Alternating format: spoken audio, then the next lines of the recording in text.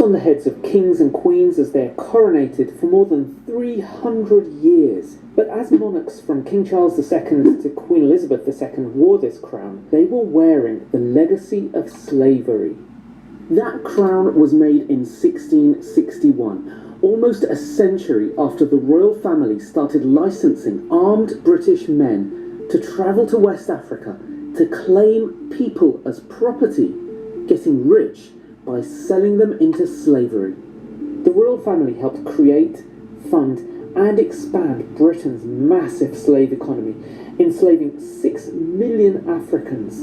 The royals even fought against abolition, and they've been silent about it for 400 years. Britain colonised territory on 4 continents to steal their wealth, all in the name of the royal family.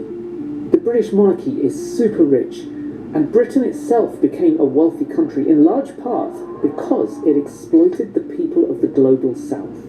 And descendants of those who were enslaved or colonised are still paying the price. Respect us, man, apologize now. But there's more. Monarchy and slavery have more in common than just money. The British royals, not just materially, also ideologically, they sit on a throne that is justified in the very same way that slavery is justified. So if you're born to be a king and born to be a subject, they also told us at one time you were born to be a master and you were born to be a slave.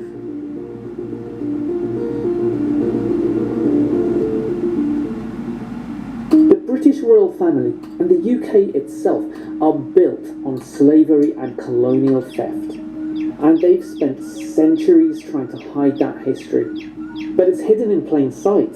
You just have to know where to look. This monarch will not exist, cannot exist, without what is done in the monarch's name, without the plunder from the wars that are waged for the monarch and for the throne. The monarch cannot exist in wealth, cannot wear the diamonds dripping literally in blood money, cannot ride in golden carriages.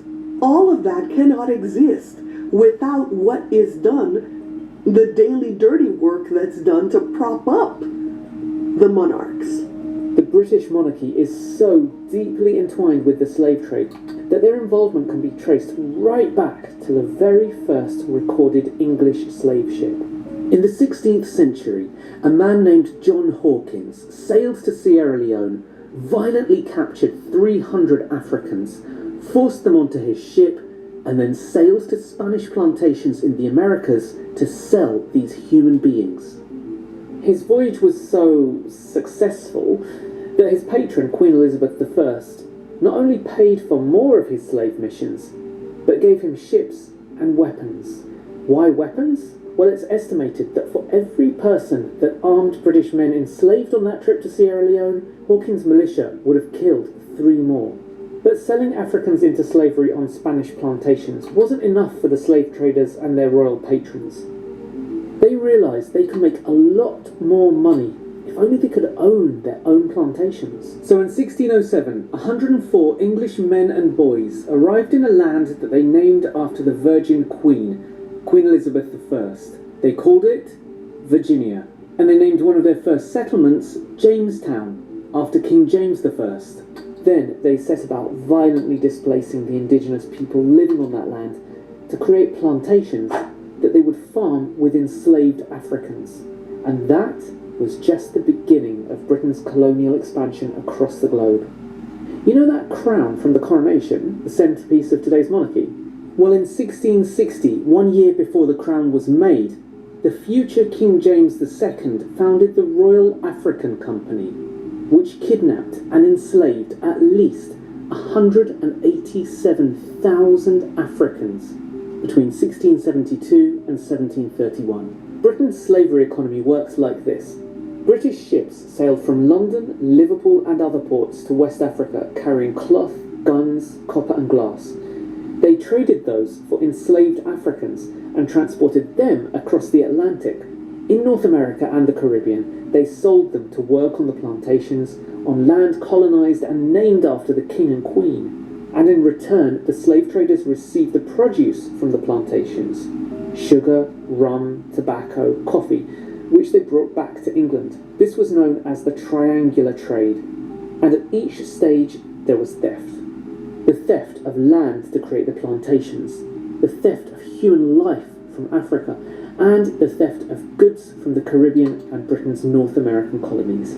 That theft funded Britain's Industrial Revolution and made it one of the richest countries on earth. The slave trade and the expansion of African slavery in the Americas allowed for the creation of these plantation economies that gave birth to modern capitalism, that gave birth to slave trading companies, to the insurance industry, to port cities like Bristol and Liverpool becoming really significant on a global scale and employing thousands of people. But slavery was just the first part of the story of how the royals exploited the people of the global south. So they are not only benefiting in really basic terms in the sense that they are investing their personal wealth in slave trading companies like the Royal African Company, but in many ways that is minor compared to the fact that they are investing in a trade that is helping them expand the reach of the British Empire. Yes, the royals and other elites were using their profits from slavery to build an empire. From the late 1700s, they invested it in colonial adventures, sending private armies around the world to take control of resource-rich lands and the people who lived in them. The exploitation was now on a global scale, but the modern-day royals still wouldn't acknowledge it, until something was discovered in April 2023. Take a look at this document. This is the first time we've seen proof that the royals profited from slavery. It shows a transaction between a notorious British slave trader and the royal family in 1689. After the Guardian presented that evidence to the royal family, Britain's King Charles III finally agreed to support research into his family's links with slavery. It's the closest the royals have ever come to admitting how they profited from slavery. That one document is the tip of the iceberg. Brooke Newman is the academic who discovered the document. There are hundreds and hundreds of archival documents demonstrating links between the British monarchy and members of the royal family and the transatlantic slave trade, the expansion of colonial slavery, and the defense of colonial slavery, as well as documents that reveal their opposition to the abolition movement. After 400 years, you can't escape the legacy of slavery in England because of the way it seeped into the very identity of this country. This is Trafalgar Square, right in the heart of London. 3 of the 4 corners have spaces for statues that tell the story of how Britain sees itself: monarchy and empire. The two things just go hand in hand. In one corner is King George IV. In the opposite corner is Major General Sir Henry Havelock, an army leader who brutalised the people of Cawnpore after an Indian uprising in 1857. And in the other corner is General Sir Charles James Napier, Governor of the British Empire and the Army Commander of India. In fact, monarchy and empire are everywhere in this country. The Queen is on coins, stamps and banknotes. Politicians swear allegiance to the King. There's a Cotton Street in East London, a link to the Indian cotton trade that Britain profited from. And over in Plantation Wharf by the riverside, there's an apartment block called Spice Court and another called Ivory Square, all references to the wealth that Britain stole from the countries and people it colonised. But Britain was hiding the atrocities it was committing behind polite words. In the United States, we can directly see the plantations, for example, and also the enslaved people. In Britain, it wasn't necessarily that way. Everything was kind of hidden, or at least placed very far away in the Caribbean. The evidence is everywhere. But for more than 400 years, the royal family has refused to talk about how it made its money from slavery. And that's just part of the reason why many Brits don't realise how much of their privilege is rooted in slavery. Many children growing up in the land that colonised so much of the world are never taught about Britain's brutal past because there are no mandatory classes in British schools on slavery or colonisation. The British are very invested in their reputation as civilized people, right? The people who supposedly brought law and order, civilization, higher order thinking, education, refinement, if you will, to those whom they enslaved and colonized.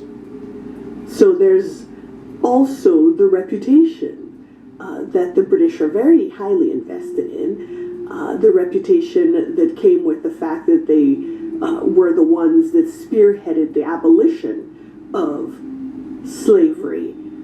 In fact, Professor Anya believes that Britain's motives for abolition were far from altruistic. The British abolished slavery when slavery no longer worked for them. Britain's brutal history has been masked through generations of deception, but something is changing. In 2021, more than 250,000 people signed a petition demanding mandatory lessons in schools on colonialism and slavery. The government said that doing that would risk lowering standards in schools. But there's still a denialism around the British Empire. It's seen as the country's golden age. Twice as many Brits are proud of the British Empire than ashamed of it. But the story is very different in countries that were colonised by Britain. Descendants of formerly colonised and enslaved people know their history, and many are demanding reparations. And maybe that is the real reason for Britain's 400 years of silence. Finding those receipts means there'll be a massive bill to pay. What could happen if the British government or the king acknowledges that, this history was real? If they issue a formal apology, if there are conversations about reparations, the question then becomes, who is on the hook to pay?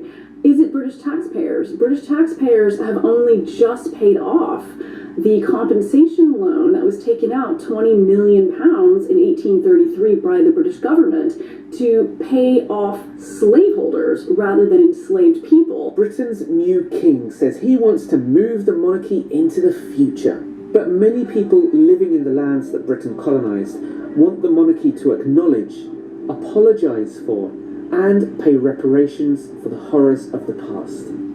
Horrors committed in the name of the royals, which they are still benefiting from.